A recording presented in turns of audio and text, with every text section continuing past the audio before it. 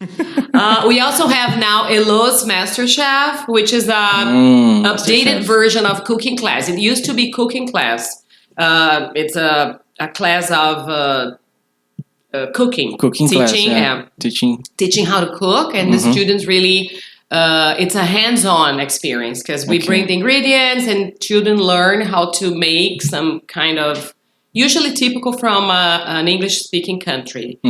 And then this has become HELô'S MasterChef. It has become a competition. What foods, for example, like you already have in the program? Well, the times of cooking class, we cooked brownies, cupcakes, scones, which is a British biscuit too. Scones, the name. Scones. We cooked pretzel. Delicious. We did a number of, but it's usually from an English-speaking country. Yeah.